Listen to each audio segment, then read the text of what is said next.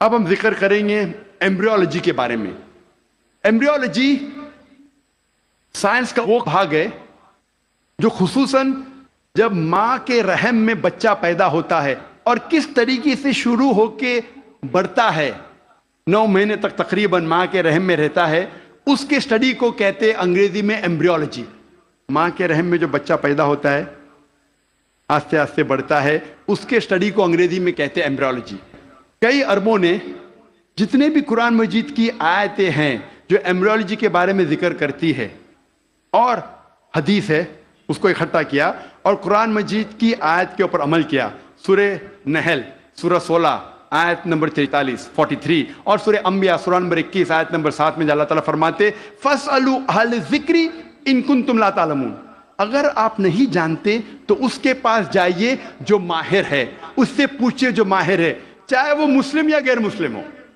اگر آپ نہیں جانتے تو اس سے پوچھئے قرآن کے بارے میں جو اس فن کا ماہر ہے. تو کئی عربوں نے ساری آیتیں اور حدیث سے جو ایمبریولوجی کے بارے میں ذکر کرتے اور لے گئے تقریباً 30 سال پہلے، 1980 کے پہلے، ان 1970s، 30-40 سال پہلے، اور لے گئے پروفیسر کیتھ مور کے پاس. وہ مسلمان نہیں تھا. پروفیسر کیتھ مور اس وقت سارے دنیا کا سب سے بہترین ماہر تھا ایمبریولوجی میں. وہ ڈپارٹمنٹ آف اناٹومی کا ہیڈ تھا in university of Toronto Canada میں. پروفیسر کیتھ مور کو ساری آیتوں اور حدیث کا ترجمہ پیش کیے اور کہا اس کے بارے میں آپ کو کیا کہنا ہے. تو پروفیسر کیتھ مور نے کہا کہ اکثر جو قرآن مجید اور حدیث میں ایمبریولوجی کے بارے میں لکھا ہے وہ 100% صحیح ہے، لیکن کچھ آیتوں کے بارے میں نہیں کہہ سکتا ہوں کہ صحیح ہے. میں یہ بھی نہیں کہہ سکتا ہوں کہ غلط ہے کیونکہ میں خود بھی نہیں جانتا ہوں. اور 2 ایسے آیت تھے جو پہلے 2 آیت جو نازل کی گئے تھے، سورہ اقرا سورہ علق سورہ نمبر 96 آیت نمبر 1 اور 2 میں اللہ تعالیٰ فرماتے اقرا بسم ربک الذی خلق خلق الانسان من علق.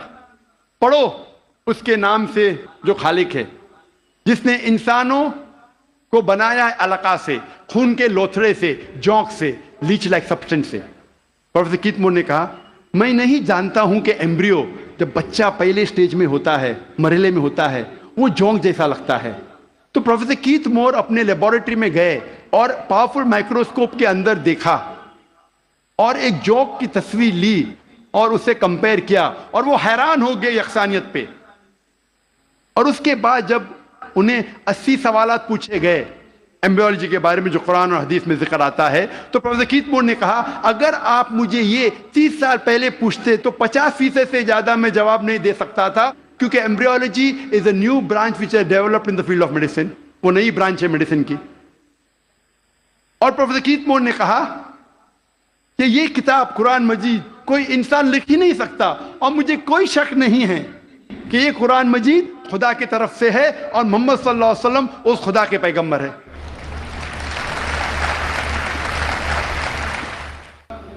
اللہ تعالیٰ فرماتے ہیں سورہ طارق میں سورہ نمبر 86 میں 86 آیت نمبر 5 6 7 میں کہ انسان نہیں سوچتا وہ کس سے بنا، وہ ایک سیال قطرہ سے بنا جو گرا اس جگہ سے ریڑھ کی ہڈی اور پسلی کے بیچ.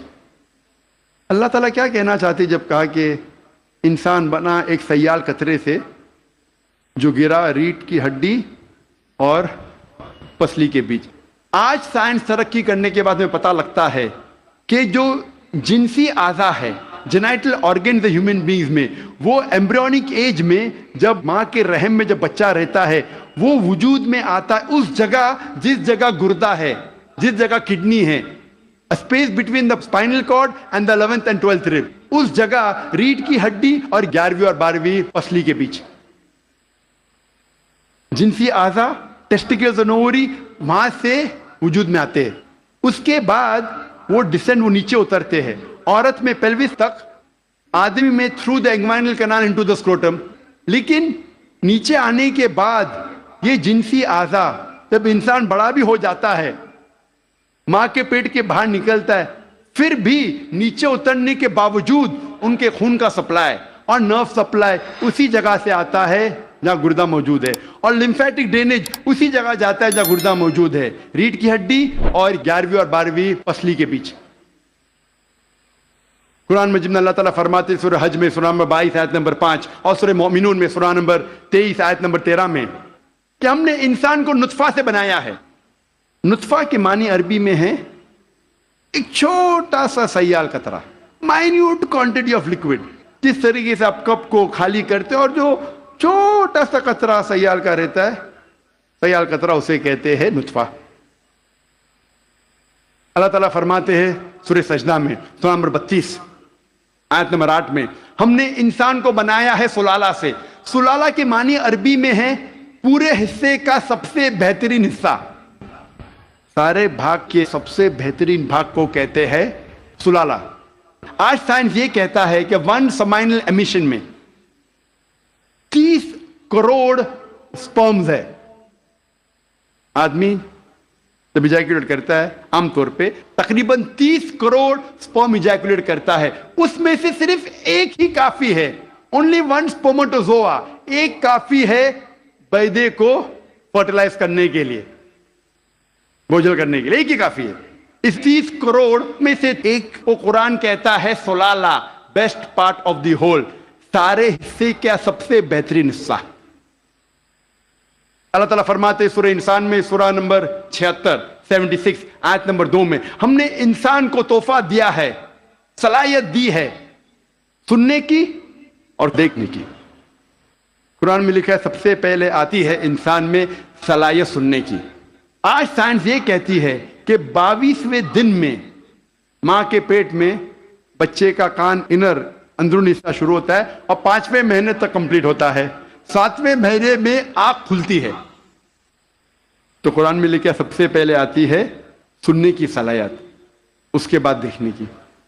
قرآن میں اس کا ذکر ہے سورہ سجدہ میں سورہ نمبر 32 آیت نمبر 9 میں بھی ہم نے انسان کو دی ہے صلاحیت سننے کی, سوچنے کی اور سمجھنے کی. قرآن مجید میں جب جینیٹکس کے بارے میں ہم پڑھتے ہیں, آج سائنس یہ کہتی ہے کہ جو انسان کا جنس ہے وہ آدمی کے سیال سپرم پہ ڈیپینڈ کرتا ہے, منی پہ ڈیپینڈ کرتا ہے. اور اگر 23rd پیئر آف کروموزوم 23ویں جوڑی کروموزوم کی اگر وہ XX ہے تو ہو جاتی ہے لڑکی, اگر XY ہے تو بن جاتا ہے لڑکا. اور منی ذمہ دار ہے یہ جاننے کے لیے کہ لڑکا ہے لڑکی ہے. منی کا اگر X حصہ لیتا ہے فرٹیلائزیشن میں تو بنتی ہے لڑکی, اگر Y حصہ لیتا ہے تو بنتا ہے لڑکا. یہ ہم حال ہی میں جانیں. قرآن مجید میں اس کا ذکر ہے 1400 سال پہلے سورہ نجم میں سورہ نمبر 53 آیت نمبر 45-46 میں اللہ تعالیٰ فرماتے ہم نے انسان کو جوڑے میں بنایا ہے, میل اینڈ فیمیل, جنس میں مذکر اور مؤنث, ایک قطرے سے جو آدمی سے آتا ہے, عربی میں لکھا ہے تمنا. اس کا ذکر ہے سورہ قیامہ میں سورہ نمبر 75 سورہ نمبر 75 آیت نمبر 37-39. اس میں اللہ تعالیٰ فرماتے ہم نے انسان کو بنایا ہے نطفتن من منی یمنا, ہم نے انسان کو بنایا ہے آدمی کے منی کے نطفے سے سپرم, اور پھر بنا علقات سے مدغہ اور ان کو جنس ڈالی مرد اور عورت. قرآن میں لکھا ہے یہ سپرم منی رسپانسبل ہے for giving the sex to the child, male اور فیمیل. ہمارے دیش میں اکثر والدین چاہتے ہیں کہ لڑکا پیدا ہو. اگر لڑکی پیدا ہوتی ہے تو ساس کہیں گی بہو سے کہ تو نے لڑکی کو پیدا کیوں کی, لڑکی کو پیدا کیوں کی. لڑکی یا لڑکا ہونا اللہ سبحانہ تعالیٰ کے ہاتھ میں ہے. لیکن اگر کسی کو دوش دینا ہے تو سائنس اور قرآن کہتا ہے کہ لڑکی یا لڑکا ہونے کے لیے مرد کا سپرم منی از ریسپانسبل, مرد کا منی ذمہ دار ہے. تو اگر ساس کو کسی کو دوش دینا ہے تو اپنے بیٹے کو دینا چاہے, بہو کو نہیں, کیونکہ سائنس اور قرآن کہتا ہے کہ سپرم از ریسپانسبل. اللہ تعالیٰ فرماتے ہیں سورہ زمر میں سورہ نمبر 39 میں آیت نمبر 6 میں کہ ہم نے انسان کو ماں کے رحم میں بنایا. مرحلے کے بعد دوسرے مرحلے میں stages after stages in 3 veils of darkness, 3 اندھیرے پردوں میں. پروفیسر کیت مور نے کہا یہ 3 پردے اندھیرے کے معنی ہیں اینٹی ایبڈومنل وال, یوٹرائن وال, ایمنیوکوریونک میمبرین. اینٹی ایبڈومنل وال مطلب ماں کے آگے کی پیٹ کی دیوار, یوٹرائن وال مطلب رحم کی دیوار, اور ایمنیوکوریونک میمبرین. قرآن مجید میں ایمبریولوجیکل سٹیجز کس طریقے سے بچہ آہستہ آہستہ بڑھتا ہے، ماں کے رحم میں پلتا ہے اور بڑا ہوتا ہے، اس کا تفصیل سے ذکر کیا گیا قرآن مجید میں کئی آیتوں میں. ایک سورہ کی 3 آیت پیش کروں گا، سورہ مؤمنون کی سورہ نمبر 23 آیت نمبر 12 سے 14 میں اللہ تعالیٰ فرماتے ہیں کہ ہم نے انسان کو بنایا ہے کوئنٹیسنس آف کلے سے، انسان کو بنایا ہے طین کے سلالے سے، اور پھر اس کو بنایا نطفہ میں، نطفہ کو رکھا قرار مکین میں، پھر نطفے کو بنایا علقہ میں، علقہ سے تبدیل کیا مدغہ میں، مدغہ سے بنایا عظامہ، اور اس عظامہ پر ہم نے ڈالا لحم، اور اللہ سبحانہ وتعالیٰ نے اس کے بعد ایک نئی جاندار چیز بنائی. مختصر میں اس کا ذکر کروں گا. اللہ تعالیٰ فرماتے ہم نے انسان کو طین کے سلالہ سے بنایا، نطفہ میں، نطفہ میں نے کہا مائنیوٹ کوانٹٹی آف لکوڈ، سیال قطرہ، اور اس کو ایک قرار مکین میں رکھا، محفوظ جگہ میں، قرار مکین محفوظ جگہ. ہم جانتے ہیں سائنس کہتا ہے کہ ماں کے رحم میں جب بچہ ہے وہ پیچھے کے حصے سے ریڑھ کی ہڈی سے پروٹیکٹڈ ہے، محفوظ ہے، پوسٹیریئر مسل سے، اور آگے سے اینٹی ایبڈومینل وال اور یوٹرائن وال سے. ہم نے پھر بنایا علقہ میں. علقہ کے 3 معنی ہیں، ایک ہے جوک، دوسرا ہے خون کا لوتڑا، اور تیسرا ہے ٹو کلنگ، مطلب چپک کے لٹکنا. علقہ کے 3 معنی. ایک معنی کا ذکر میں کر چکا ہوں کہ جوک ہے، لیچ لائک سبسٹنس. وہ دکھنے کے علاوہ آج سائنس یہ کہتی ہے کہ ماں کے رحم میں بچہ جوک جیسا برتاؤ کرتا ہے، ماں کے ذریعے خون چوستا ہے تھرو دا پلیسنٹا، تو دکھنے کے علاوہ جوک جیسا برتاؤ بھی کرتا ہے. دوسرے معنی ہے خون کا لوتڑا. آج سائنس یہ کہتی ہے کہ شروع میں بلڈ سرکولیشن شروع نہیں ہوتا ہے، رگوں میں خون بہنا شروع نہیں ہوتا ہے، تو دیکھنے میں اس سٹیج میں، اس مرحلے میں وہ دکھتا ہے خون کا لوتھڑا. تیسرے معنی ہے کہ چپک کے لٹکنا، something which clings. آج سائنس یہ کہتی ہے کہ ماں کے رحم میں بچہ چپک کے لٹکتا ہے ماں کے رحم کی دیوار کو. تو تینوں معنی الحمدللہ ثم الحمدللہ جو قرآن مجید میں علقہ کی ہے، تینوں معنی سائنٹیفکلی آج ثابت ہو چکی ہے. اس کے بعد علقہ سے بن جاتا ہے مدغہ. مدغہ کے معنی چبائی ہوئی چیز، اچوڈ لائک لمپ. پروفیسر کیتھ مون نے ایک پلاسٹر لی، اپنے دانت کے درمیان چبائے، اور جب باہر نکالا تو دیکھا کہ وہ دانت کے نشان تھے. اٹ ریزمبل دا سومائٹس، جہاں سے نروز نکلتے ہیں. مدغہ کو اللہ تعالیٰ نے بنایا عظامہ میں. عظامہ مانے ہڈی، اور اس ہڈی پہ ڈالے لحم، لحم مطلب گوشت. اس کے بعد اللہ سبحانہ و تعالیٰ نے ایک نئی جاندار چیز بنائی. اس کے معنی ہے، آج سائنس یہ کہتا ہے کہ اس مرحلے تک جتنے باقی جاندار چیزیں، مثال کے طور پہ خرگوش، مچھلی، انسان، اس کا مرحلہ یکساں ہے. اس کے بعد انسان کا مرحلہ سٹیج ڈیفرنٹ ہے، علیحدہ ہے، اور ہمیں دکھتا ہے صرف ہاتھ پیر انسان کے. جب یہ ساری آیتوں کا ذکر پروفیسر کیتھ مور کے سامنے رکھا، پروفیسر کیتھ مور نے کہا، 80 سوالات جب انہیں پوچھے گئے تھے، انہوں نے کہا یہ سب تو مجھے سائنس نے اب بھی ترقی کیا معلوم پڑا، اور جو بھی نئی چیز انہیں ملی قرآن کے ذریعے، حدیث کے ذریعے، ان نے اپنی نئی کتاب میں داخل کیا، اور انہوں نے لکھا دا 3rd addition of the developing human.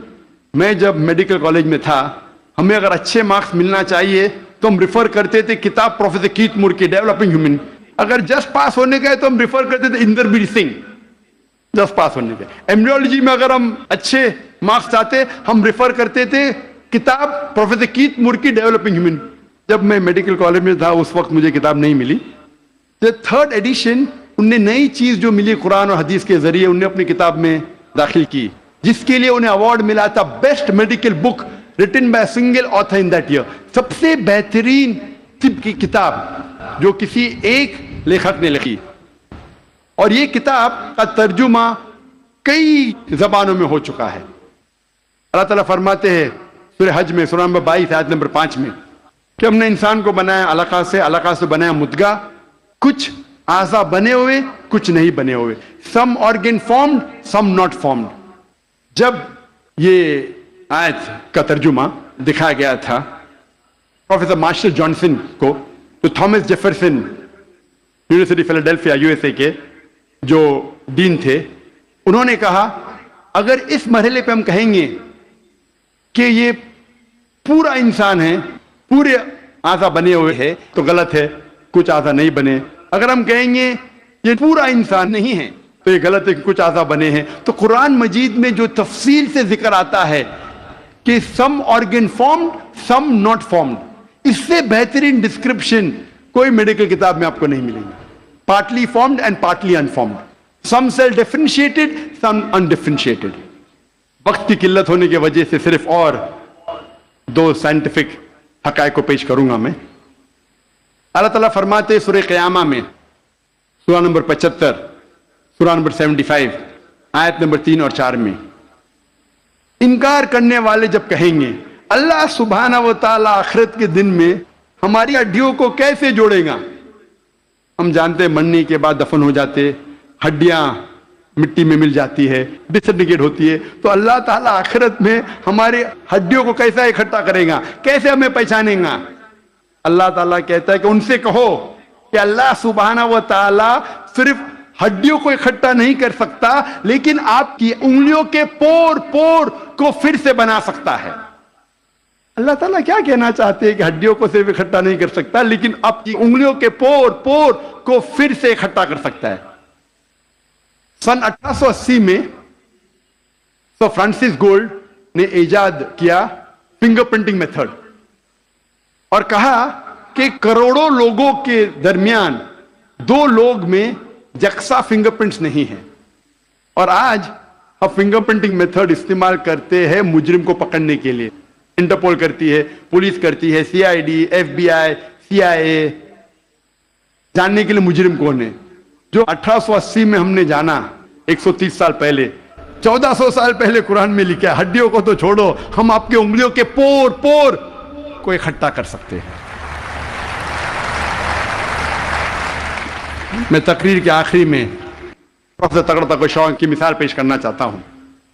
ہم طبیب پہلے یہ سمجھتے تھے کہ درد کا احساس کرنے کے لیے دماغ کافی ہے، brain is sufficient for realising the pain. ابھی سائنس ترقی کرنے کے بعد ہمیں پتہ لگتا ہے کہ چمڑیوں میں پین ریسپٹرز ہے، درد کا احساس کرنے کے آلہ ہے، ریسپٹرز ہے، جو بہت ضروری ہے درد کا احساس کرنے کے لیے، جس کے بنا انسان درد کا احساس نہیں کر سکتا۔ اسی لیے جب کوئی انسان جل جاتا ہے، جب کوئی انسان زخمی ہو جاتا ہے جلنے کی وجہ سے، اور ڈاکٹر کے پاس جاتا ہے، ڈاکٹر ایک سوئی لیتا ہے اور اس جلے ہوئے حصے کو چبوتا ہے۔ اگر مریض کو درد ہوتا ہے ڈاکٹر خوش ہے، pain receptors intact, pain receptors محفوظ ہے۔ اگر مریض کو درد نہیں ہوتا ہے ڈاکٹر کو افسوس ہوتا ہے، پین ریسپٹرز ختم ہو چکے ہیں، مر چکے ہیں۔ آج ہمیں پتا چلا کہ پین ریسپٹرز بھی ضروری ہے درد کا احساس کرنے کے لیے۔ قرآن مجید میں کہا گیا ہے سورہ نساء میں، سورہ نمبر 4، آیت نمبر 56 میں، آیت نمبر 56 میں، جو لوگ ہماری نشانیوں کا انکار کرتے ہیں ان لوگوں کو ہم آخرت میں آگ میں ڈالیں گے، اور جتنی بار ان کی چمڑیاں جلیں گی اتنی بار ہم ان کو نئی چمڑی دیں گے تاکہ وہ درد کا احساس کر سکے۔ اللہ تعالیٰ کیا کہنا چاہتا ہے کہ جو لوگ ہماری نشانیوں کو جھٹلاتے ہیں، انکار کرتے ہیں، ہم ان کو آخرت میں آگ میں ڈالیں گے، اور جتنی بار ان کی چمڑیاں جلیں گی اتنی بار ہم ان کو نئی چمڑی دیں گے تاکہ وہ درد کا احساس کر سکے۔ اللہ تعالیٰ یہ کہنا چاہتا ہے کہ چمڑیوں میں پین ریسپٹرز ہے، اگر پین ریسپٹرز مر گئے تو درد کیسا ہوگا؟ تو درد کا احساس دلانے کے لیے نئی چمڑی دیں گے، جلیں گی نئی چمڑی دیں گے۔ پروفیسر تگڑا تگشان وہ ڈین ہیں ایک میڈیکل کالج کے یونیورسٹی تھائی لینڈ میں، اور انہوں نے کئی سال بتائے پین ریسپٹرز پہ تحقیق کرنے میں۔ جب ان کو یہ ترجمہ دیا قرآن مجید کی آیت کا، انہوں نے کہا یہ ممکن ہی نہیں ہے، یہ کتاب 1400 سال پہلے پین ریسپٹرز کے بارے میں ذکر کر رہی، ہم نے تو آج ہی نہیں جانا۔ وہ ماننے سے انکار کیے۔ پھر اس کے بعد جب تحقیق کی، دوسرے سائنٹسٹ، سائنسداں سے چیک کیا کہ ترجمہ صحیح تھا. اتنے متاثر ہوئے کہ 8ویں کانفرنس ریاض میں سائنٹیفک سائنس آف قرآن میں اس کانفرنس کے بیچ ہی پروفیسر تغا تغا شون نے شہادت دی اور کہا لا الہ الا اللہ محمد رسول اللہ, نہ کوئی معبود اللہ کے علاوہ, اور اس کے آخری پیغمبر محمد صلی اللہ علیہ وسلم میں. وآخر دعوانا الحمدللہ رب العالمین.